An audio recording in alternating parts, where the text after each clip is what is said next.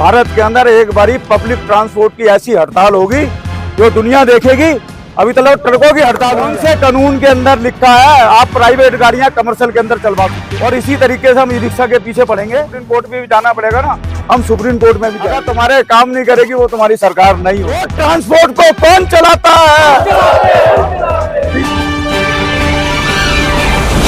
जो कि आज ऑटो वालों की मीटिंग के अंदर मेरे को एक मौका मिला है, क्योंकि हमेशा मैंने टैक्सी वालों के लिए भी, ट्रक वालों के लिए, बस वालों के लिए भी लंबे समय से काम करा है। ऑटो वालों के लिए दिल्ली के अंदर भी काम करा है। दिल्ली तो समझ में आएगी ना। अब एक नारा जरूर लगाना, मैं कहूँगा रोड ट्रांसपोर्ट को कौन चलाता है? आप ये कहना हाथ खड़े करके हम चलाते हैं। रोड ट्रांसपोर्ट को कौन चलाता है? पीछे से आवाज नहीं आ रही, रोटी नहीं खा के आए क्या? नहीं, ऐसा नहीं चलेगा। आप इधर आओ जरा, चेयरमैन साहब भी हैं हमारे बीच में। रोड ट्रांसपोर्ट को कौन चलाता है? एक बार और नारे लगाओ, सरकार तक बात पहुंचे। रोड ट्रांसपोर्ट को कौन चलाता है? आज के नए हमारे प्रधान बने हैं शौकत जी, शौकत दीजिए ना, तो मेरा इनसे परिचय 2-3 बारी हुआ है, तो मैं इनको मुबारकबाद देता हूँ, धन्यवाद करता हूँ। ये आज ये फूलों की माला है, जब इंसान पहनता है ना उसको बड़ी सुंदर लगती है। मैं हकीकत बात बता रहा हूँ आपको, इनके ऊपर एक नई जिम्मेदारी दे दी आप लोगों ने, और इस जिम्मेदारी के ऊपर ये खरे उतरेंगे। और मैं एक चीज और बता देता हूँ आपको, ये हमारे चेयरमैन साहब मीर साहब हैं और जावेद साहब, जब आपके ऊपर जीपीएस लग रहा था, जीपीएस सिस्टम लग रहा था, नहीं लग रहा था ऑटो के अंदर, बोलो खड़े हो गए, हाथ खड़े करके बोलो, यही थे चेयरमैन साहब और वो जावेद साहब। ये मैं दिल्ली के अंदर था, इन्होंने इनको बोला भाई जीपीएस हटवाओ। हाँ शौकत जी,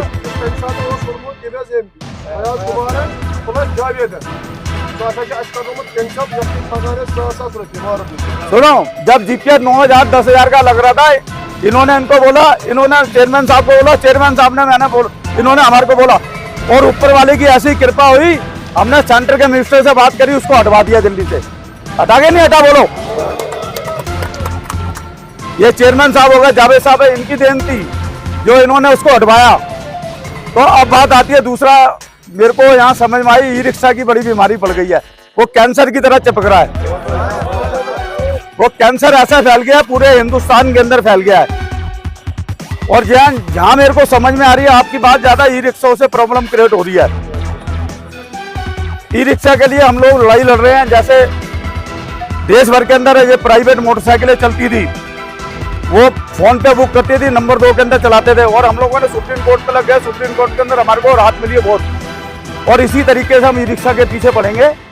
आप विश्वास रखना, चेयरमैन साहब हैं, मीर साहब है, जावेद साहब हैं, और ये रूफ साहब हैं, और ये अपना शब्बीर साहब, शौकत साहब, बिल्कुल आप बेफिक्र है ना। पूरे हिंदुस्तान के अंदर इसका आंदोलन चलेगा। अगर हमें सुप्रीम कोर्ट में भी जाना पड़ेगा ना, हम सुप्रीम कोर्ट में भी जाएंगे, ठीक है ना। और दूसरी मैं बात बता देता हूं आपको, देखो मांगे तो बहुत है हमारी देश भर के अंदर, सरकार वही होगी जो तुम्हारे हित की बात करेगी, जो तुम्हारे काम करेगी। अगर तुम्हारे काम नहीं करेगी वो तुम्हारी सरकार नहीं हो सकती। उस दिन मेरे को बड़ा अच्छा लगा था, एक मैं मीटिंग के अंदर आया था, बहुत बड़ा फंक्शन करा था मीर साहब ने, इन लोगों ने सारा, जावेद साहब वगैरह ना, पूरे देश भर के हम लोग आए थे। एक मेरे को इनकी बहुत अच्छी बात लगी थी, मेरे को वो है ना अभी तक दिल के अंदर चुप हुई है। चेयरमैन साहब ने, एक ऑटो ड्राइवर था, उसके वो ऑक्सीजन चढ़ा हुआ था, ऑक्सीजन जब चढ़ा हुआ उसके ऊपर इन्होंने, जब पब्लिक मीटिंग के अंदर गई, मेरे एक ऑटो वाला भाई है और उसके पास आज ये स्थिति है, उसके पास इलाज कराने के लिए पैसा नहीं है। और मंत्री को भी कहा दिल्ली के अंदर, ये नहीं है खाली यहाँ, मंत्री को भी इन लोगों ने कहा भाई ऐसे ऐसे बात है। अब हमारा ये कहने का मतलब है, हम यहाँ पे आए हैं, एक तो तुम्हारे को ईएसआई से जोड़ा जाए। ईएसआई का मतलब कौन समझता बताओ, किसको पता है? मैं बता देता हूँ। ईएसआई का मतलब ये होता है, जैसे मजदूर लेबर वर्क होती है ना, लेबर वर्क को कार्ड मिलता है भारत सरकार की तरफ से, वो उसमें क्या है पूरी फैमिली का इलाज करा सकता है, और उसको 50 लाख रुपए तक का इलाज के लिए व्यवस्था होती है, किसी भी प्राइवेट हॉस्पिटल में इलाज करा सकता है। बच्चों की, लड़कियों की शादी के लिए पैसा मिलता है। अगर वो बीमार होगा तो उसको दिहाड़ी भी मिलेगी। तो ये अगर तुम लोगों को मिल जाएगा ESI कार्ड, मैं ये समझूंगा हमारे चेयरमैन साहब की जी और हमारे सब लोगों की एक जीवन का बहुत बड़ा काम हो जाएगा आपके लिए, अगर ESI तुम्हारे को मिल जाएगा। हाँ, ESI मिल जाएगा। और दूसरा मैं बताऊं आपको, दिल्ली पहला राज्य बना था, हमने तो लागू दिल्ली के अंदर और हैदराबाद के अंदर करवा दिया था उसको। दिल्ली पहला राज्य बना था, ESI कार्ड मिलना शुरू हो गए थे। 2800 रुपये उन्होंने फीस रखी थी। मियाँ बीवी को शामिल करा, 18 साल के 2 बच्चों को। हमने कहा पूरी फैमिली करो इसमें, खाली ऐसे और पैसे कम करो 2000 रुपये। आज हम लोग एक अल्ट्रासाउंड कराने जाते हैं, कोई बीमारी है कोई भी कराते हैं तो 2000 रुपये डॉक्टर ले लेता है। तो हमने इनको कहा भाई किस्तों में कर दो, तुम 6-6 महीने के हमारे से पैसे ले लो। मगर वो पैसों के पीछे हमारी बात बिगड़ गई। तो फिर शुरू करेंगे हम दिल्ली के अंदर जब बात, इनको ESI दो। एक तो ये हो गया। दूसरा ये हो गया तुम्हारा एक सामाजिक सुरक्षा वेलफेयर बोर्ड। सामाजिक सुरक्षा वेलफेयर बोर्ड में अगर आप लोगों को मिलना चाहिए, उसमें क्या गाड़ी चलाते हैं हम लोग, दुर्घटना हो जाए वो हमारे को सुविधा नहीं है। और यहाँ कश्मीर के अंदर ऐसा है भाई, क्या नाम है, ग्रीन टैक्स के नाम से पैसा यात्रियों से लिया जाता है।